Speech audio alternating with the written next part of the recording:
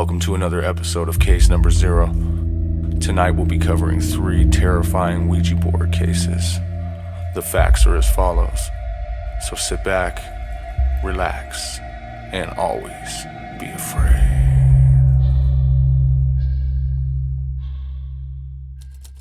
Case number 1. April 17th, 2009.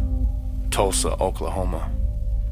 In a quiet neighborhood on the outskirts of Tulsa, a man named Darren Evans discovered something ancient hiding behind the thin veil of a wooden board, something that did not want to go away. It began innocently. A rainy evening, a group of friends, a Ouija board placed on a kitchen table lit by a single candle. They asked who was with them. The planchette didn't drift. It lurched, fast, violent, like something had been waiting, eager. It spelled out Z-O-Z-O.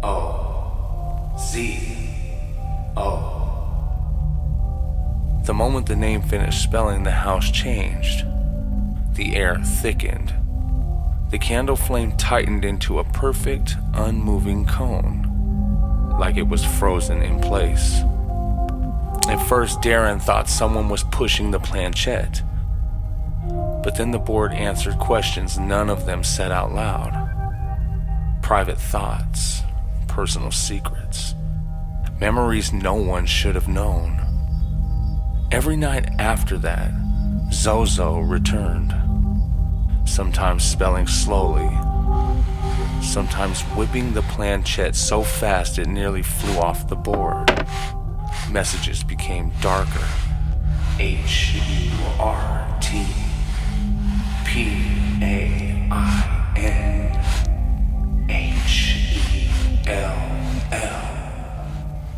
And then it began mentioning Darren's daughter by name, describing what it wanted to do to her. Soon, footsteps echoed through the hallway at night, heavy ones, too heavy to belong to a child. Doors slammed on their own. Shadow figures crossed the living room like they were pacing, watching. One evening, Darren heard splashing, a soft, rhythmic slosh, like someone lifting water and letting it fall again. He ran into the bathroom and found his daughter floating face down in an overflowing tub. He pulled her out, screaming her name. She lived, but Darren swears the tub had been drained. He swears the faucet had been turned off. After that incident, the darkness followed him wherever he went. Different houses, different states, different boards, but the same name. Z-O-Z-O. Friends who joined him for sessions reported nightmares, sleep paralysis, scratches on their backs shaped like claw marks. Paranormal investigators documented growls, cold spots, and EVPs repeating the name in a deep, inhuman tone. Zozo. One of them refused to enter the home ever again. Darren learned something horrifying. Zozo doesn't wait for permission. It doesn't ask to be summoned. It watches. And the moment someone touches a Ouija board, it tries to answer first. If you ever see that name appear, leave. Because what arrived in Tulsa, Oklahoma in 2009 truly never left.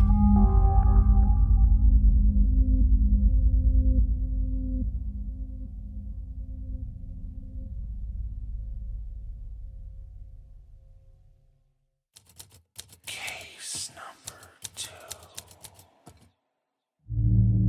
December 12th, 1935. Hammersmith, West London, England. In the winter of 1935, on a quiet street in Hammersmith, West London, there stood an estate with a reputation no one dared talk about at night. Old, cold, A place with too many locked rooms and too many stories buried under its floorboards. One stormy evening, a group of friends gathered inside its sitting room. Wind clawed at the windows, rain hammered the roof, and someone trying to impress the others produced a Ouija board. The planchette touched the board for barely a second before it jerked forward, dragged by something unseen. G-I-L-E-S.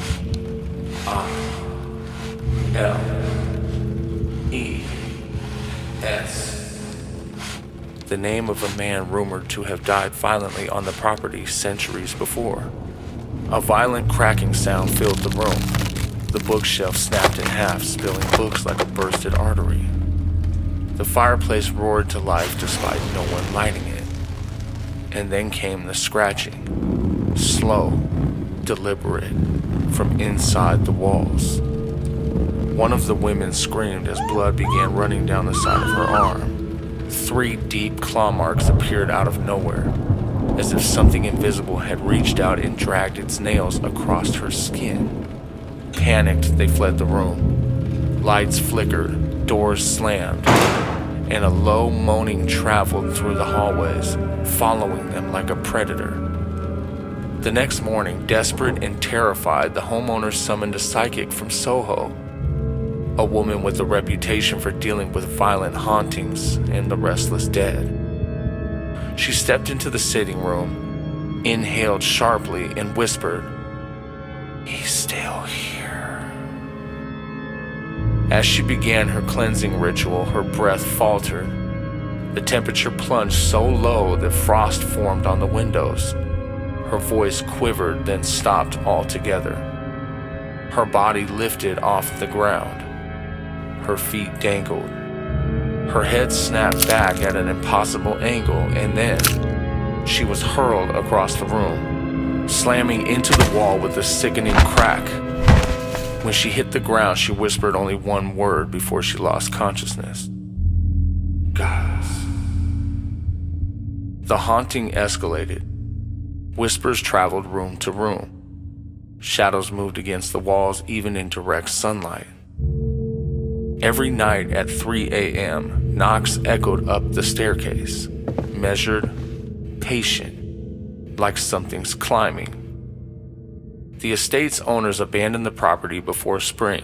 No one ever lived there again. The house was then demolished in the 1950s, but the land remains barren. Nothing grows, flowers don't bloom, and animals refuse to cross it. Locals say if you stand there long enough, you'll feel someone behind you, breathing, whispering, begging to be led back inside. And the whisper always says the same name: Giles.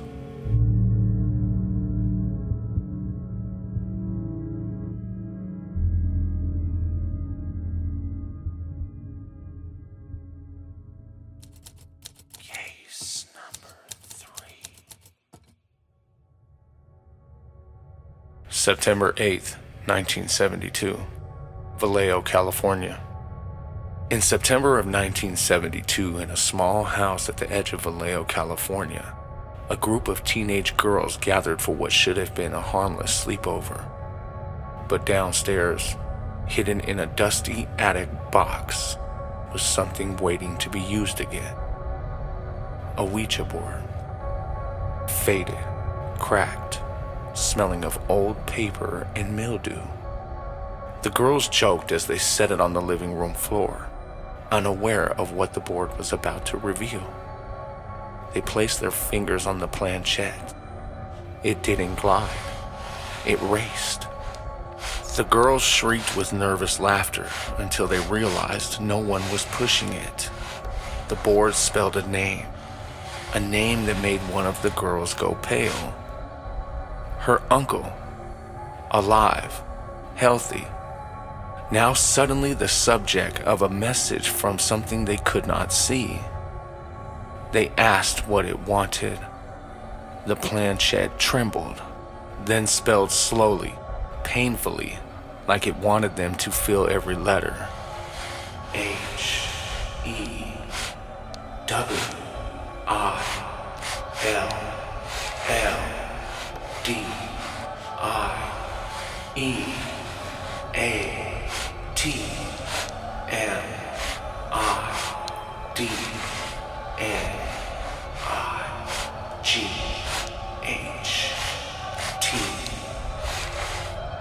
The candles flickered violently. The temperature dropped. Something tapped on the window, even though no one was outside. The girls panicked. They flipped the board over and ran upstairs, but they could still hear it downstairs. The faint scraping of the planchette sliding across the wood on its own. Midnight crawled closer. The house felt wrong, like the walls were holding their breath. Then, at 12:31 a.m., the phone rang. Her uncle had been in a car accident. His vehicle struck a pole at high speed, and he died just after midnight, the exact time the board had warned them about. For years afterward, the girls reported nightmares of hands pulling them toward the board, whispers in their rooms at night, shadows watching them from corners. One girl claimed she could still hear the Ouija planchette sliding by itself, even decades later. Because some messages don't come from the dead. Some come from something waiting, something watching, something eager to speak again. And in Vallejo, California in 1972, they learned the terrifying truth. The board doesn't predict death. It announces it. Thank you for watching. If you'd like to hear more paranormal stories, Ouija board cases, or anything of the unknown, drop a comment, like, and subscribe, and let us know if you have a case of your own. Submit it to ContactCaseNumberZero@gmail.com. Be sure to include the date and location of your incident. And always